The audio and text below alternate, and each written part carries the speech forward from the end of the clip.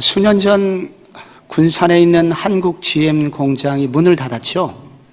그래서 많은 노동자들이 해고가 되었습니다. 그때 한 신문사 보도에 따르면 그 기사를 보니까 한 노동자가 이런 고백을 했습니다. 요즘 우리가 제일 무서워하는 소리는 문자 오는 소리입니다. 회사에서 문자를 통해서 해고를 통보하기 때문입니다.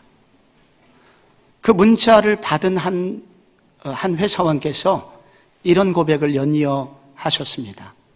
해고를 받아서 앞으로 살 길이 막막합니다.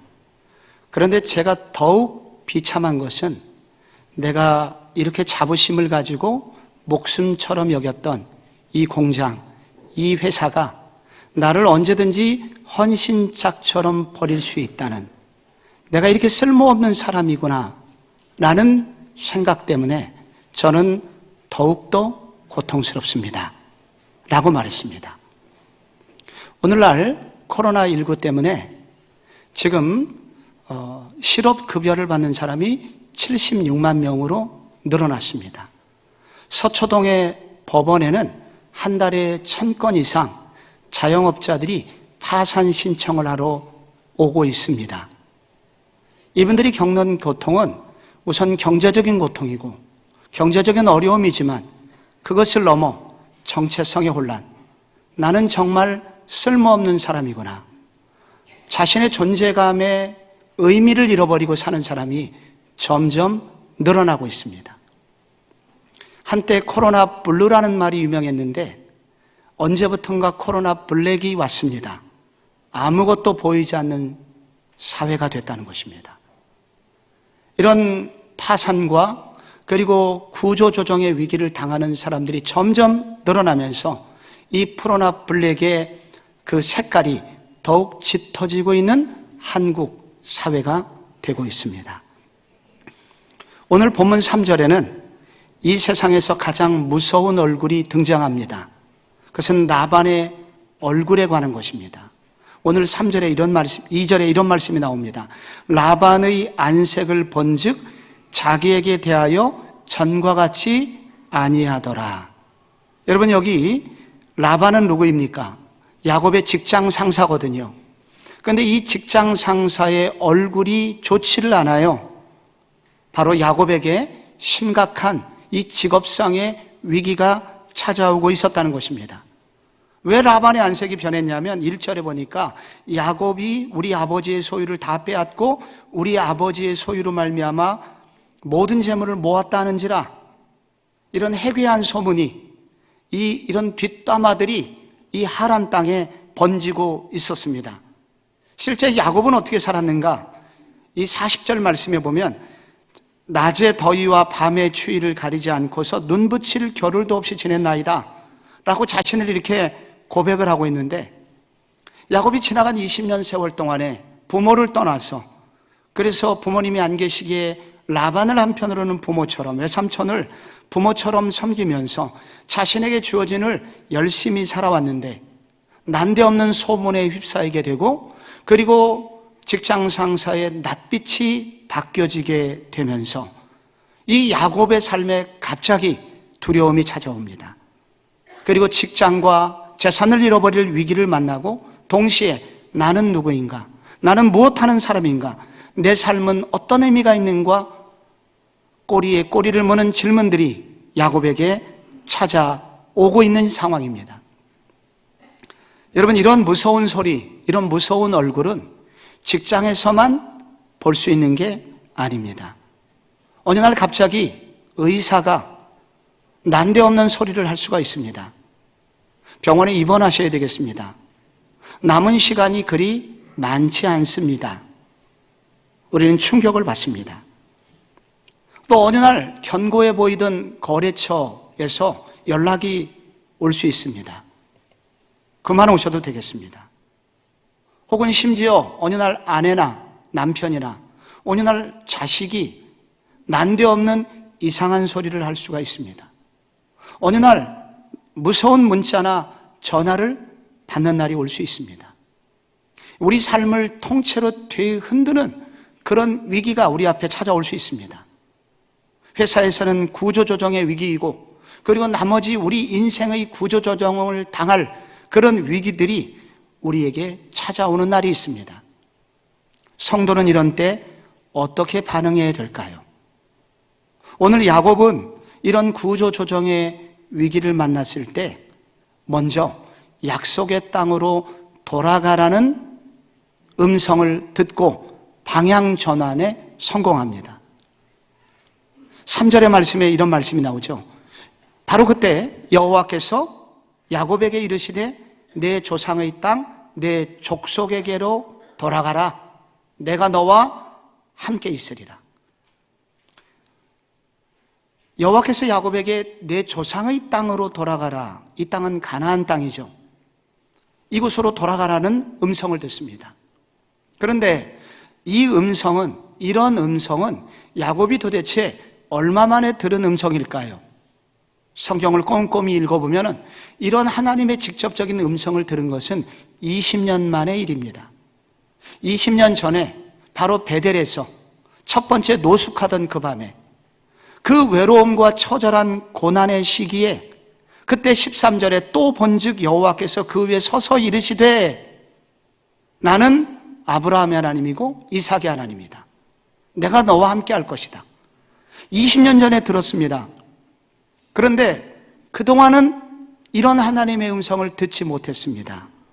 그동안 야곱은 사랑을 위해서 7년, 그리고 속아서 7년, 그리고 자식 낳고 양떼 키우느라고 6년의 그런 세월을 보내는 동안에 정신없이 살게 됩니다. 그래서 이제 어느 정도 부자도 되었고 안정도 찾았는데 난데없는 라반의 안색이 변하면서 이런 구조조정의 위기를 만나게 됩니다. 비로소 야곱은 그때 진지하게 홀로 있는 시간을 갖고 기도의 시간을 회복하고 있었다는 것입니다. 바로 그때 하나님의 음성이 들리죠. 약속의 땅으로 돌아가라. 약속의 땅은 가나안 땅입니다. 그런데 여러분, 가나안 땅은 좋은 땅은 아닙니다. 우선 문화적으로는 하란보다 못합니다. 또 경제적으로 불안한 곳입니다. 강수량이 적어서, 게다가 석회암 지대라서 비가 와도 땅 밑으로 물이 흡수가 됩니다. 지정학적으로도 불안합니다. 위로는 강대국 갈대와 아래는 애굽이 있어서 낀 중간에 위치한 그런 골치 아픈 노출의 위험이 있는 그런 지역입니다. 의지할 만한 친척이 아무도 없습니다. 그런데 이 가나안 땅이 가진 유일한 강점이 있습니다. 가나안 땅은 세상의 문화를 의지해서 사는 것이 아니라 하나님을 의지할 수밖에 없는 땅입니다. 이게 강점입니다.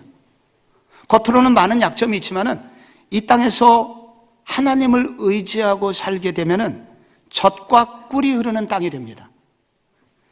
하나님을 의지해서 살면 불안해 보이던 그 땅이 세상 어느 곳보다도 안전한 땅이 됩니다. 얼마 전 여러분, 아브라함 시대에 그돌라오멜이라는 북쪽의 연합군이 쳐들어왔을 때 아브라함은 313명만으로 그 대군을 격파하고 그리고 이웃 국가의 포로들까지도 풀어주게 되었습니다. 그리고 여러분, 다윗과 솔로몬 시대에는 바로 그 자그마한 그 땅이 지구촌의 허브가 되었었습니다. 그래서 이 땅이 돌아갈 만한 의미가 있는 것입니다. 이 땅은 겉으로 보기에는 위험한 땅이고 겉으로는 힘들어 보이는 땅이지만 하나님을 의지하면 진짜 축복의 땅이 되는 곳이기 때문에 가나안 땅으로 돌아가라고 주님 말씀하시는 것입니다. 그런데 여기 더 중요한 이유가 있습니다. 이 약속의 땅은 이 땅에서만 복을 받는 나라가 아니라 짧은 이 세상에 끝나는 그 영원한 그 이후의 세상에 영원한 나라의 축복으로 이끄는 현관과 같은 역할을 하기 때문입니다. 이것을 통하여 이제 비교할 수 없는 영원한 나라를 이제 야곱과 그의 후손들이 맞이할 수 있기에, 그래서 하나님은 야곱으로 하여금 돌아가라 이렇게 말을 하는 것입니다. 히브리서 11장 15절에 보면은 이런 표현이 나오죠. 그들이 나은 바 본향을 생각하였더라면 돌아갈 기회가 있었으려니와 그들이 이제는 더 나은 본향을 사모하니 곧 하늘에 있는 것이라. 더 나은 본향. 그러니까 가나안 땅도 참 좋은 본향이지만 그러나 이거와 비교할 수 없는 더 나은 본향이 있다는 것입니다. 바로 이것이 천국입니다. 이런 모든 축복을 누릴 수 있는 것이 약속의 땅이고 가나안 땅입니다. 야곱아, 너는 이 하라나세의 성공적인 삶, 이제 이것을 정리하고 내가 진짜 너한테 주려는 이 영적인 축복을 받을 수 있는, 나와 더 깊은 교제를 할 수 있는 곳 가나안 땅으로 돌아가라. 내가 너를 통해서 이루기로 하는 사명의 땅으로 너는 돌아가라 라는 그런 음성을 야곱이 듣습니다. 그래서 이 약속의 땅에 돌아간다는 것은 이 세상의 화려함이나 이 세상의 풍요함이나 편안함을 거부하는 삶의 방식을 가지라는 의미입니다. 이것은 대단히 편안한 삶이 아니라 모험적인 것입니다. 우리는 언제 이런 기도를 하죠. 하나님, 제게 평안을 주십시오. 제게 경제적인 축복, 자녀들의 그런 안정된 미래, 그리고 내 건강 등등의 평안을 원하지만은 하나님이 이런 것도 주실 수 있겠으나 하나님이 정말 우리에게 더 원하는 것은 우리가 약속의 땅으로 돌아가 영적인 삶을 살기를 원하시는 것입니다. 그리고 우리의 예수 믿는 사람들의 내면 속에 우리도 이 세상이 전부가 아니라는 것을 이미 알고 있고 이 세상 속에서만 즐기는 것이 그렇게 지루하게 느껴지도록 하나님이 자꾸 신호를 주실 때가 많이 있습니다. 운동선수들이 종종 부상을 당합니다. 그럼 의사들이 푹 쉬라고, 주변에서도 푹 쉬라고 괜찮다고 얘기를 하지만은 운동선수들은 하루라도 빨리 운동장으로 돌아가려고 가진 노력을 합니다. 왜 그러냐면은 마음은 편하지만은 정신적으로는 고통이고, 그리고 내가 있어야 될 자리가 여기가 아니라는 사실을 알기 때문입니다. 내가 누워 있어도 돈이 나오고 누워 있어도 편안하지만은 이것은 내 인생의 정말 참 만족이 아니야 라고 느끼기 때문입니다. 마찬가지로 믿음의 사람들의 삶은 경주와 같습니다. 그래서 이 세상이 주는 풍요와 하나님이 주는 경제적인 풍요와 삶의 안정, 그것이 야곱을 만족시키지 못했습니다. 야곱은 믿음의 경주를 해야 되는 사람이었고 하나님은 그 믿음의 경주장으로 다시 야곱을 부르고 계신 것입니다. 구조조정의 위기가 왔을 때 내가 돌아가야 될 것은 다시 믿음의 경주를 해야 되는 것이구나. 믿음으로 살아내야 되는 삶을 살아야 되는 거고 주님과 함께 동행하는 영적인 삶을 살아야 하는 것이구나. 그리고 주님이 내게 맡겨주신 사명의 삶을 살아야 하는 것이구나. 그는 다시 이 약속의 땅이 있다는 사실을 알고 돌아가라는 음성을 듣고 이제 돌아가기로 방향 전환을 하게 됩니다. 이랜드 그룹의 창업주 박성수 회장이 만약에 우리가 피터 드러커의 책을 진작 읽었더라면 IMF 외환 위기는 축복의 기회가 되었을 것을 혀를 찬 적이 있습니다. 피터 드러커는 경영학의 아버지라는 별명을 가질 만큼 많은 미국의 굴지의 회사들의 이 경영 컨설턴트 역할을 했습니다. 근데 이 피터 드러커가 내가 이 세상에서 유일하게 읽어야 되는 책 한 권을 추천하라고 한다면 바로 이 책입니다 라고 추천한 최고의 책은 밥 버퍼드라는 사람이 쓴 하프타임이라는 책입니다. 이 책의 저자는 미국 텍사스에서 정말 잘 나가는 유선 방송 사장이었습니다.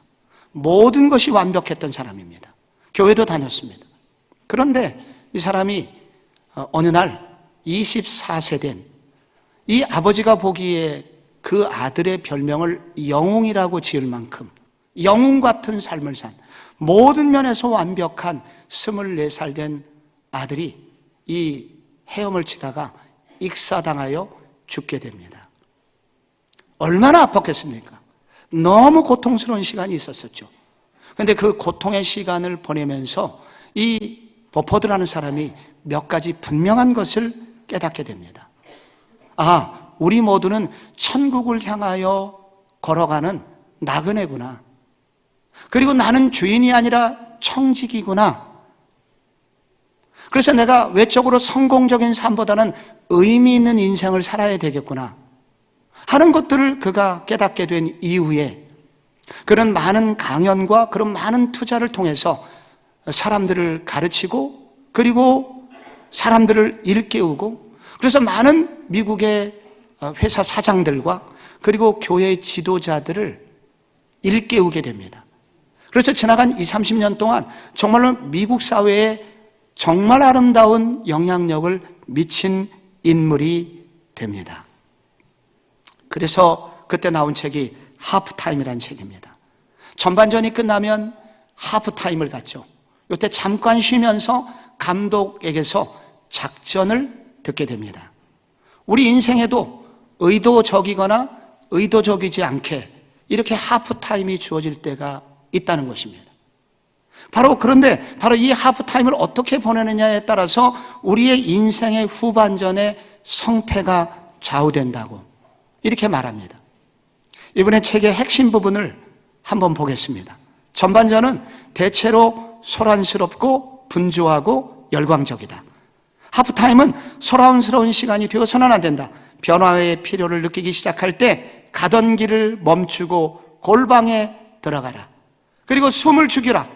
그리고 전반전보다 더 나은 후반전을 준비해라. 어떤 사람은 이것을 사색이라고 부르고 어떤 사람은 명상이라고 부르고 어떤 사람은 묵상이라고 부르고 믿는 사람은 기도 시간이라고 부른다. 이런 시간을 통해서 중요한 질문을 이제 해라. 그리고 한 20가지 질문이 나오는데 그중에 중요한 몇 가지가 있습니다. 나는 지금 내 인생에서 중요한 어떤 것을 놓치고 있지는 않은가? 정말 중요한 일이 있는데 내가 너무 바빠서 이거 놓치고 있는 게 뭔가? 한번 질문해 보라는 것입니다. 나는 정말 가치 있는 일을 하고 있는가? 나는 지금 이 일을 하면서 정말 만족된 삶을 살고 있는가? 하나님이 내게 주신 은사 가운데 내가 이미 써서 성취한 것이 있고 아직 하나님이 은사를 주신 것을 쓰지 못한 영역은 무엇인가? 앞으로 하나님이 나한테 주신 은사를 나는 어떻게 쓸 것인가? 나는 무엇을 위하여 기꺼이 죽을 수 있는가? 덫에 걸린 것 같은 기분이 들게 하는 이런 것은 도대체 뭔가? 더 나은 후반전을 위해서 나는 어떤 조치를 취해야 하는가? 이렇게 치열하게 고민하고 그리고 묵상한 결과, 기도한 결과 버퍼드라는 사람은 성공적인 인생이 아니라 의미 있는 인생을 위해서 그의 삶을 헌신하게 되고 아름다운 결과들을 가져오게 되었다는 것입니다. 여러분, 구조조정의 위기 앞에서 야곱은 이렇게 더 깊은 영성을 소유하게 되고 의미 있는 인생을 향하여 이제 방향 전환을 하게 됩니다. 여러분에게 있어서 방향 전환해야 될 것은 무엇입니까? 여러분에게 하나님이 요구하시는 약속의 땅은 무엇입니까? 구조조정의 위기처럼 여러분의 삶의 구조조정의 위기에 있다면 여러분이 주님 앞에 돌아가셔서 그리고 골방에 들어가셔서 씨름하면서 방향 전환을 해야 될, 우리가 최종적으로 돌아가야 될 약속의 땅은 무엇입니까? 그것을 찾을 때 이런 위기들을 넘어갈 수 있다는 것입니다. 구조조정의 위기 앞에서 야곱이 또 하나 알게 된 것이 있습니다. 나의 성공은 나의 지혜와 전략이 아니라 주님으로부터 온 것이라는 사실입니다. 이 7절의 말씀에 보면은 그대들의 아버지가 나를 속여 품삯을 10번이나 변경하였느니라. 그러나 하나님이 그를 막으사 나를 해치지 못하게 하셨으며 그가 이르기를 점 있는 것이 내 싹이 되리라 하면 온 양떼가 점 있는 것이 되고 얼룩무늬라 하면 얼룩무늬가 나왔다고 여기 고백을 하고 있습니다. 여러분, 라반과 야곱이 연봉 계약을 체결했지 않습니까? 점 있는 것이나 얼룩무늬 있는 것이나 아롱진 것들, 그것이 그런 양과 염소가 네 월급이 될 거다. 그런데 라반이 어느 날 와보니까 온 양떼가 그런 양떼인 거예요. 그래서 안 되겠다. 그래서 라반이 계약을 바꿉니다. 이번에는 점 있는 것만 네 것이 되게 해라. 그랬더니 또 6개월 후에 와보니까 그 새끼를 그동안 낳았는데 전부 다 점 있는 것만 나는 거예요. 그래서 또 아마 6개월쯤 후에 찾아와 갖고 또 바꾼 것입니다. 이번에는 아롱진 것만 네 거다. 그랬더니 또 이번에는 아롱진 양들만 또 염소만 나오게 되었던 것입니다. 이런 고백을 지금 야곱의 입에서 나오고 있는 것입니다. 이 일을 통해서 알 수 있는 것은 무엇입니까? 바로 하나님이 라반을 심판하고 계신 것입니다. 그리고 라반의 공격으로부터 야곱을 보호하고 계시는 하나님의 모습이 여기 나옵니다. 바로 그때 야곱이 꿈을 꿉니다. 10절 이하에 그 양떼가 새끼 뵐 때에 내가 꿈에 눈을 들어 보니 양떼를 탄 순양은 다 얼룩무늬 있는 것과 점 있는 것과 아롱진 것이었더라 라면서 자신의 꿈을 지금 설명을 하고 있습니다. 그런데 암양들이 짝짓기를 하려고 할 때 그 순양들을 보니까 전부 다 아롱진 거 그리고 점 있는 거 이런 것들 뿐이었다는 거예요. 여러분, 야곱이 양들이 우물가에서 교미를 하려고 할 때 어떻게 했습니까? 나뭇가지를 벗겨가지고 얼룩얼룩한 무늬들을 보게 하여서 그래서 그런 양들이 태어난 줄로 알았습니다. 야곱은 그때까지 자기의 꾀, 자기가 머리를 써갖고 부자가 된 줄로 알고 있었습니다. 그런데 그 꿈을 통해서 그가 알게 된 것은 무엇입니까? 나의 지혜가 아니었구나, 나의 계책이 아니었구나, 하나님께서 이 모든 일을 조정하고 계셨구나. 이제 유전공학을 배운 우리는 더더군다나 그것이 야곱의 꾀가 아니었다는 것을 명명백백하게 알게 되었습니다. 우리는 더 아멘해야 되죠. 야곱은 사실 직업 윤리상 그렇게 하면 안 되었습니다. 그것은 주인에게 정당한 방법으로 삭슬 방법을 받는 것이 아니었죠. 자신의 꼼수 때문에 괴로웠을지도 모릅니다. 그런데 이제 야곱이 더 이상 그렇게 할 필요가 없었습니다. 왜냐하면 하나님이 자신의 양떼, 이 야곱에게 주시기로 한 축복이 다 야곱에게 오는 것을 계속 경험하고 있었기 때문입니다. 이러한 과정을 통해서 야곱이 알게 된 분명한 몇 가지가 있습니다. 먼저 내가 부자가 된 것이 나의 지혜가 아니라 하나님의 지혜였고 하나님이 주신 것이 이로구나 하는 것을 깨닫게 됩니다. 둘째로 우리에게 주시기로 약속하신 하나님의 축복은 아무도 막아설 수 없구나. 라반이 아무리 머리를 써도, 라반이 아무리 방해를 해도 하나님이 나에게 주시려고 하는 축복은 막을 수 없구나. 최종적으로 야곱이 알게 된 것, 결국 내 인생은 주님이 책임지시는구나, 하나님이 내 인생의 진짜 주인이시구나, 이것을 야곱이 깨닫게 됩니다. 오늘 이 성경 본문은 우리가 어떤 일에 성공할 때, 우리가 내가 생각한 계획이 성공을 거둘 때, 내가 준비한 전략이 통해서 어떤 좋은 일이 생겼을 때 우리의 삶에서 자주 자신의 지혜를 찬양할 때가 얼마나 많은가, 그것이 얼마나 어리석은 일인가 라는 것을 알려주고 있습니다. 내가 주식시장에서 잠시 성공을 거둘 때, 부동산 투자에서 재미를 보았을 때, 그리고 내 자식이 좋은 대학에 들어갔거나 인간관계에서 내가 좋은 성과를 거두었을 때, 혹은 교회 사역을 하면서 좋은 일들이 생겼을 때, 이런 일도 내가 해낼 수 있구나 라면서 우리 자신의 지혜와 우리 자신의 전략을 칭찬할 때가 얼마나 많은가. 그런데 오늘 성경은 그때 성도가 고백해야 될 유일한 고백은 시편 127편에 나와 있다고 말합니다.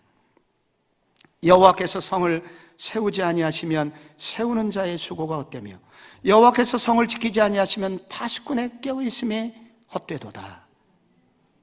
우리를 정말 지키시고 계신 분,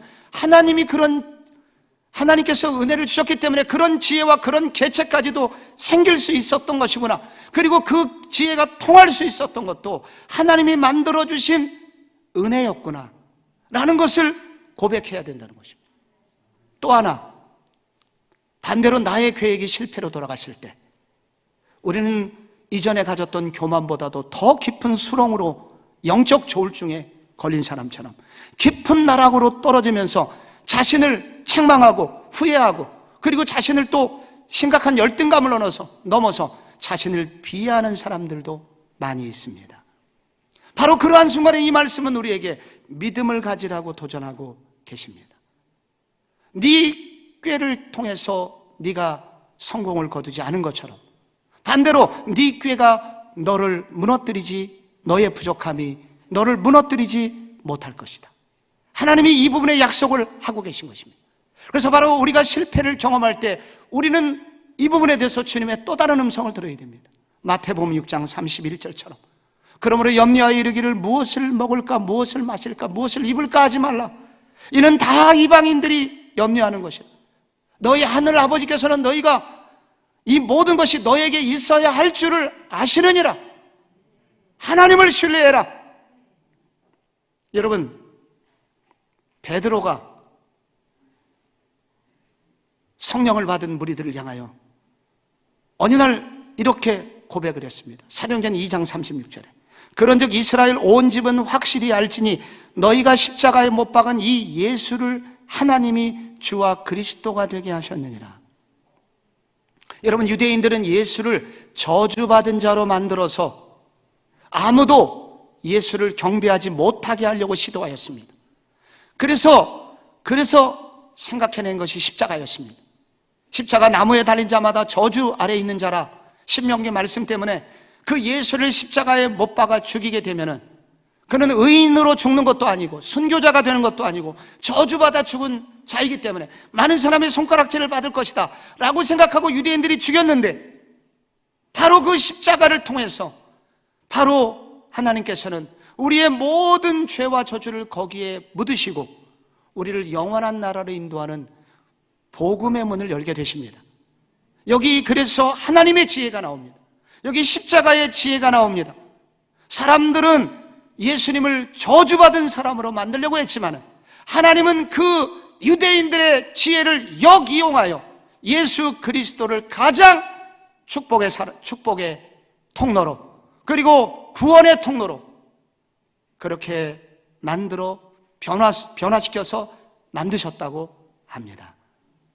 그러므로 사랑하는 성도 여러분, 오늘 우리가 어떠한 형편에 있든지, 우리가 높은 자리에 있든지 혹은 나락에 떨어져 있는 때라도 우리는 이 하늘의 지혜를 의지해야 됩니다. 나를 정말로 축복하시는 분은 하나님이시구나. 내 인생에 정말로 복 주실 수 있는 분은 하나님이시구나. 나를 책임지시는 분은 하나님이시구나. 나의 지혜가 아니라 하나님의 지혜구나. 그러면 여러분, 하늘의 지혜를 구하시기 바랍니다. 야고보서 1장 5절에 나온 대로 너희 중에 누구든지 지혜가 부족하거든 이 모든 사람에게 후히 주시고 꾸짖지 아니하시는 하나님께 구하라. 그리하면 주시리라. 이 하늘의 지혜를 구하면서 이런 하늘의 지혜를 통해서 주님이 주시는 은혜로 이런 위기들을 넘어가시는 그런 성도분들이 되시기를 바랍니다.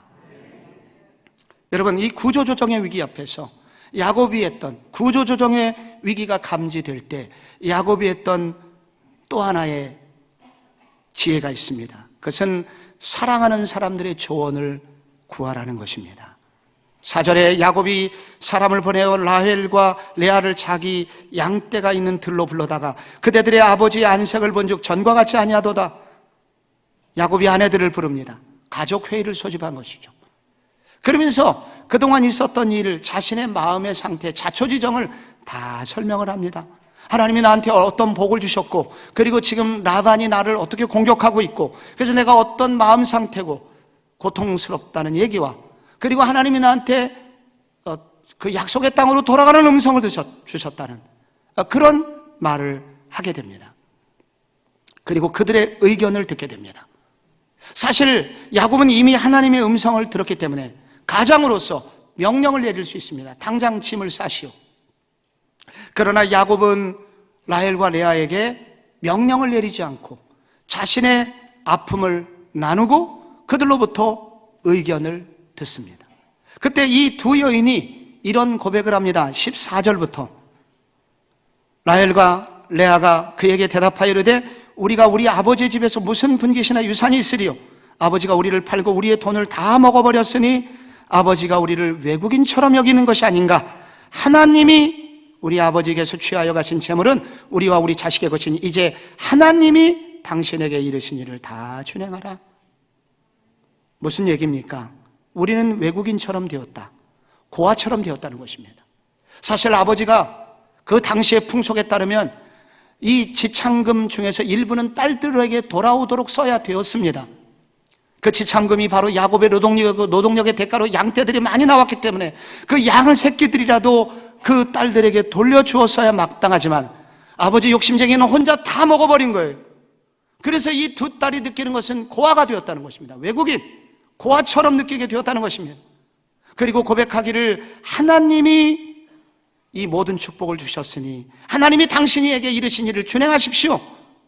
정말 우리 가정을 책임지시는 분은 하나님이십니다. 하나님의 신뢰를 업으신 당신, 우리는 당신을 신뢰합니다. 떠나십시오 라고 야곱에게 용기를 주고 있습니다. 가족들과 이 아픔과 고민을 나눈 결과 마음이 하나가 됩니다. 그리고 라헬과 레아도 하나님께서 이 가정을 이끌고 계시다는 것을 고백함으로써 야곱과 이 가정 전체가 영적으로 하나가 되었습니다. 얼마나 든든했겠습니까? 얼마나 야곱이 힘을 얻었겠습니까? 사실 가나안 땅으로 돌아가려고 할 때 가장 큰 방해물은 이 두 여인이었습니다. 다른 사람도 그렇지만 특별히 자식을 키우는 여인들은 이사 가기를 싫어합니다. 이방의 땅으로 들어가는 것은 죽음이나 마찬가지입니다. 그리고 하란은 고급스러운 문화를 가지고 있었습니다. 그래서 절대로 떠나가지 않을 가능성이 매우 농후했지만 야곱이 진지하게 자신의 내면의 아픔을 나누게 되었을 때 그들은 기꺼이 동참하게 되었고 영적인 동역자가 되었고 심지어 그렇게 둘이 아웅다웅 싸우던 그들이 이 위기 앞에서 하나가 되어서 야곱을 위로하고 야곱을 밀어주고 있습니다. 야곱은 우리에게 이런 위기를 만났을 때, 이런 구조조정의 위기 앞에 있을 때 우리가 해야 될 일은 이런 사랑하는 사람들을 만나라는 것입니다. 우선 사랑하는 가족을 만나라. 이 가족 앞에서 자신의 아픔과 내면의 고통과 자신의 겪었던 그런 눈물을 나누라. 그리고 함께 기도를 해라. 그랬을 때 우리가 이전에 홀로 고민하면서 전혀 생각하지 못했던 하나님의 은혜가 그들을 통하여 임하게 될 것이다 라고 약속을 해주고 있는 것입니다. 이것은 비단 가족만을 의미하는 것은 아닙니다. 하나님이 우리에게 영적인 가족을 주셨습니다. 교회를 주셨고 그리고 많은 사랑방들을 주셨습니다. 이런 영적인 가족들에게 나의 내면의 아픔과 눈물과 고통을 호소해라. 그리고 함께 기도를 해라. 그때 내가 너희가 전혀 알지 못했던 새로운 길을 너에게 보여줄 것이라고 약속하고 있는 것입니다. 사랑하는 영적 지도자를 만나라. 그리고 너를 사랑하는 신실한 신앙의 선배를 만나라. 내가 그들을 통하여 네가 알지 못하는 새로운 길들을 알려줄 것이라고 주님이 이 말씀을 통해서 보여주고 있는 것입니다. 우리 교회 한 성도분께서 이런 간증을 몇 달 전에 보내주신 일이 있습니다. 남편 사업 때문에 중국에서 사셨는데 그 경제적으로 큰 어려움이 생겼고 또 그때 또 딸들이 한국으로 대학을 와야 되는 그런 형편이어서 남편을 중국에 두고 두 딸만을 데리고 귀국을 하신 분이 계십니다. 여러 교회를 살펴보다가 성복중앙교회에 등록을 하게 되었고 여기서 성경대학도 하고 그리고 또 사랑방도 하면서 신앙의 뿌리를 내리셨다고 이분 하십니다. 한국에서 남편 없이 두 딸을 보살펴야 되는 부담감 그리고 경제적 어려움에 대한 이 불안한 마음이 있었는데 이런 마음이 있을 때 사랑방 모임에 가서 이것들을 고백했을 때마다 털어놓을 때마다 그리고 거기서 나오는 말씀과 교제를 통해서 신비한 힘을 얻게 되었고 그것이 자신을 지탱하는 큰 힘이 되었다고 합니다. 그런데 코로나의 영향으로 모임을 제대로 할 수 없게 되었고 카톡으로 조금씩 소식을 주고받는 것으로서는 영적으로 힘을 내기가 어려웠다고 합니다. 그래서 몇 개월 우울증세가 느껴졌다고 합니다. 그러던 어느 날 작년 11월 코로나가 1단계로 떨어졌던 어느 날 우리 예전에 모였던 것처럼 하루만이라도 밤새 이야기를 나누는 그런 사랑방 모임을 한번 해보자. 그래서 어느 집사님께서 집을 오픈하게 되었고 그리고 각각 음식을 싸우게 되었고 그래서 밤 11시부터 새벽 4시까지 지칠 줄 모르게 그들은 이야기꽃을 피우게 되었습니다. 전부 다 50대 이상의 직장인이었기 때문에 다음날 출근해야 되고, 그렇게 피곤했을 텐데도 서로에게 대화가 오고 가면서 시간 가는 줄 모르고 그런 대화를 오가고 꼬박 밤을 샜음에도 불구하고 싱싱한 얼굴로 출근을 하게 되었다고 합니다. 이분의 고백은 나머지 다른 집사님들이 직업도 좋고 그리고 경제정도 안정감도 있었지만은, 그래서 자기가 소외감을 느낄 수 있는 상황이었지만은 하나같이 따뜻하게 대해주는 사랑방들 때문에 자기도 이런 큰 위기로부터 벗어나면서 신앙생활에 활력을 되찾게 되었다고 고백해 주셨습니다. 사랑하는 성도 여러분, 우리에게 구조조정의 위기가 찾아올 수 있습니다. 인생의 구조조정의 위기도 찾아올 수 있습니다. 우리가 이런 위기 앞에서 어떻게 이런 위기를 돌파할 수 있을까요? 사랑하는 성도 여러분, 약속의 땅으로 돌아가라는 주님의 음성, 여러분의 음성이 되기를 바랍니다. 그리고 깊은 지혜를, 기도하는 가운데 하늘의 지혜를 얻으시며 여러분을 책임지시는 주님을 더욱 의지하시고, 그리고 믿음의 가정들과 함께 교제하고 기도하면서 이런 위기들을 넉넉히 넘어가시는 복된 우리 성복중앙교회 교우들이 되시기를 축원합니다.